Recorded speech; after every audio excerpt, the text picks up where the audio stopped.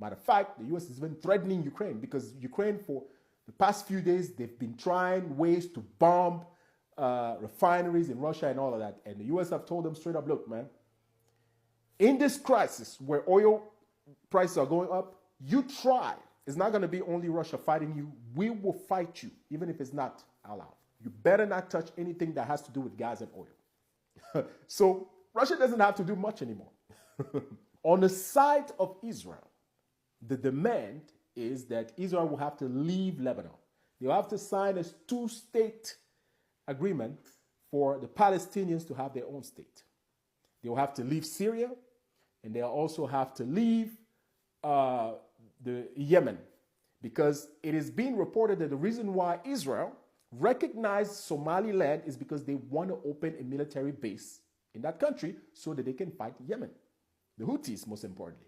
Iran is not giving up until these demands are met.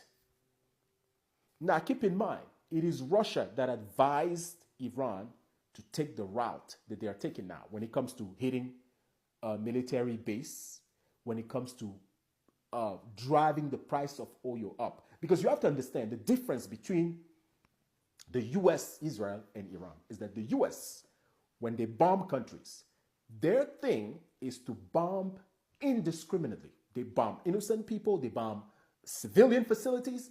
The reason why they do that is so that they can put pressure on people, and the people will turn against their government. They want to put chaos, and then when there is chaos, governments can no longer control the countries and anybody can just come out. Look at what Libya is today. Libya is like divided in 4 or 5, right? That is the way that the US runs its wars, right? It is to put chaos. That is also how Israel does. Now, when they do this, a lot of time, because, you know, they'll come out and say, look, we're bringing democracy to this country. We know that there's no democracy in Iraq. There's no democracy in Libya. All those countries they've been bombing, there's no democracy. That's a lie. They want to basically put chaos in those countries. But the problem is that every single time that they do that, the countries turn against them so much that it creates terrorism. And they fund the same terrorism again when they want to do an act against a superpower like Russia or one of those countries. They created Al-Qaeda, they created ISIS. Those are their terrorist group. Sometimes they work on the same side, and then sometimes they claim to be killing Al-Qaeda and all that stuff. Right? However, when it comes to Iran or Russia, the way that they run their war is not to kill civilians. That is why you will see that when it comes to the casualty on the side of Israel or the United States is way lower than in Iran. Because they figure that the West doesn't care about human lives. They don't, right? If they can, massacre little kids, little babies, like, the elementary school of them, that comes to tell you they don't care about life.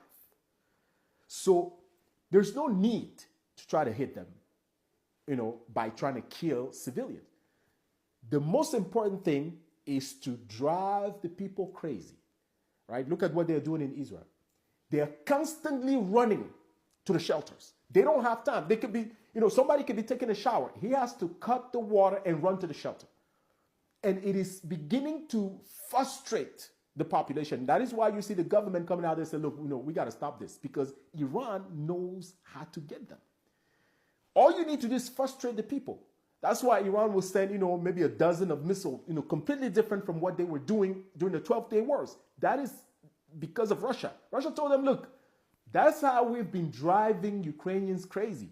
The idea is to destroy Western weapons, right? To make the West spend as much money as possible and to frustrate the population in Ukraine so that they can, basically get tired and turn against their government.